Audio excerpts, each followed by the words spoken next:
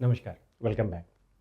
इस एपिसोड्स में आज हम कमर के दर्द और वो पीछे पैरों तक भी जा रहे हैं, तो क्या करें उसके बारे में बात करेंगे। आजकल के ज़माने में सबका सिटिंग जॉब ज़्यादा होता है और उसके साथ-साथ यंग जनरेशन में स्पेशली जो काफ़ी यंग हैं, उनको भी देखते हैं जो ऑफ़िस गोअर्स होते हैं, कमर में दर्द लेके आते हैं।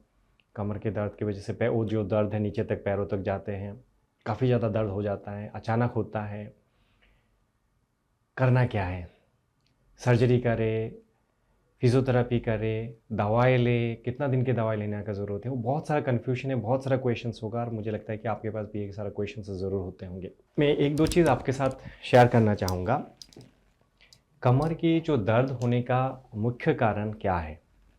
जिनको ऑफ़िस गोअर्स होते हैं, जो ज़्यादातर बैठ के कंप्यूटर के सामने काम करना या हमारे पेपर्स का वर्क ज़्यादा होता है, जो मोबिलिटी ज़्यादा नहीं होता है, उन लोग को आजकल ज़्यादातर कमर में दर्द होते हैं।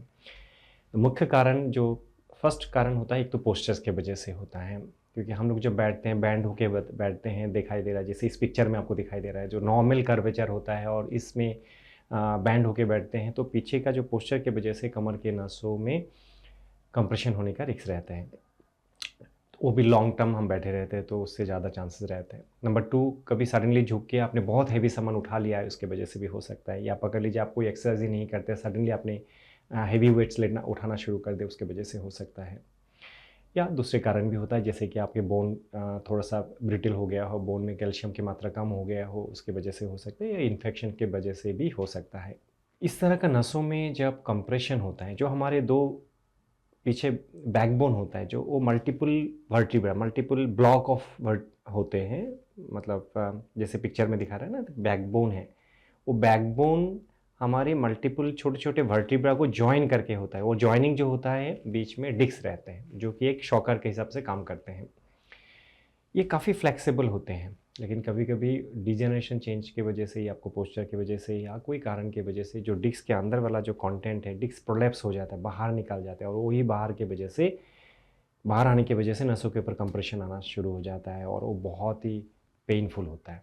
ये एक्यूट फेज़ जो है, उस समय काफ़ी पेन होना एक ऑब्वियस कारण है कि उसके वजह से, क्योंकि नर्व्स इरिटेट होता है और नर्व्स की वजह से बहुत ही सीवियर पेन होता है। वो पेन आपको कमर से लेके नीचे पैर तक भी आता है। आप अच्छे से बैठ नहीं पाते हैं, लॉन्ग टर्म बैठ नहीं पाते, चल नहीं पाते या सोने के समय बहुत दर्द होता है।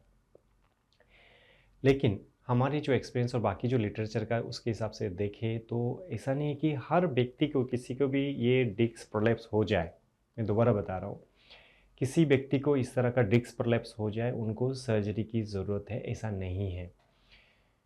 काफ़ी व्यक्ति को दवाई के साथ और आपको कुछ-कुछ एक्सरसाइज के साथ ये जो दर्द है, जो एक्यूट फेज़ है, दवाई से मैनेज किया जा सकता है और आगे आप प्रिकॉशंस लेंगे तो आगे बीमारी नहीं बढ़ेगा, आप नॉर्मल ज़िंदगी जी सकते हैं। दैट इज़ वही मैं आपके साथ शेयर करना चाह रहा हूँ। सर्जरी करने का एक पर्टिकुलर इंडिकेशन होता है। सर्जरी एक लास्ट ऑप्शंस होते हैं, जब आपको कंज़र्वेटिव मैनेजमेंट में ठीक नहीं हुआ है, आपको कुछ-कुछ एक्सरसाइज़ फिज़ियोथेरेपी उससे ठीक नहीं हुआ, तो देन लास्ट स्टॉप होता है। ऐसा नहीं कि पहले स्टेप पे ही हम सर्जरी कर दें। बशर्ते किसी-किसी को, व्यक्ति को पकड़ लीजिए डिस्क प्रोलैप्स या होने की वजह से नसों में बहुत ज़्यादा कंप्रेशन है और उसी के वजह से पैरों में कमज़ोरी आ गया है। आप चप्पल नहीं पहन पा रहे या आपको पैरों में कमज़ोरी आ गया है, तभी आपको सर्जरी की ज़रूरत पड़ सकते हैं। अदरवाइज़ बाकी सभी जगह पे जो दर्द होता है, वो दर्द दवाई के साथ ठीक हो सकता है और दवाई से जो डिस्क प्रोलैप्स हो जाता है, जो अंदर का कंटेंट बाहर आ जाता है, जो कंप्रेशन होता है, दवाई के साथ वो सूख सकता है कि ओवर द टाइम वो सूख जाता है, तो नसों के ऊपर जो इरिटेशन आ रहा था, जो इरिटेशन हो रहा था, वो इरिटेशन भी कम होगा, पेन भी कम होगा और साथ में आपको एक्सरसाइज़ वो सारा चीज़ करने की ज़रूरत है। तो मेरा आज इस एपिसोड्स में आपके साथ जो शेयर करना, मैं ये बोलना चाह रहा हूँ कि आप या किसी भी व्यक्ति को या मुझे, किसी भी व्यक्ति को इस तरह का बैक पेन होता है, जो आजकल काफ़ी कॉमन है, बिलीव मी काफ़ी कॉमन है, क्योंकि यंग जनरेशन में हमें इतना फिजिकल एक्टिविटी भी होता नहीं है और बैठे हुए ज़्यादातर जॉब होता है, सेडेंटरी लाइफस्टाइल होता है, तो इस तरह का बैक पेन होता है। फर्स्ट एडवाइस है कि आप प्रिवेंट करें। प्रिवेंट कैसे करेंगे? वो है कि आप रेगुलर एक्सरसाइज करिए, वॉक पे जाइए, फिजिकल फिटनेस रखिए। आपको बैठे हुए जॉब है तो एवरी हाफ एन आवर के बाद थोड़ा सा वॉक करने जाइए। पोस्चर अच्छे से मेंटेन करना बहुत ज़रूरी है।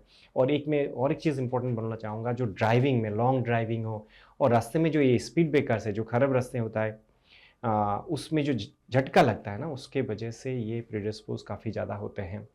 ये सारा हमें ध्यान रखना चाहिए। ये प्रिवेंशंस में आपको हेल्प करेगा। लेकिन किसी व्यक्ति को हो जाए, घबराइए मत कि आपको मुझे तो अभी सर्जरी करना पड़ेगा, क्योंकि सर्जरी के बाद भी आपको दवाई की ज़रूरत पड़ सकती है। और सर्जरी ऐसा नहीं कि एब्सोल्युटली सक्सेसफुल हो जाए, ऐसा नहीं है। और सर्जरी का इंडिकेशन पर्टिकुलर होता है। ऐसा नहीं कि पेशेंट बैक हो गया और साथ ही साथ सर्जरी के लिए ले जाए, ऐसा नहीं है।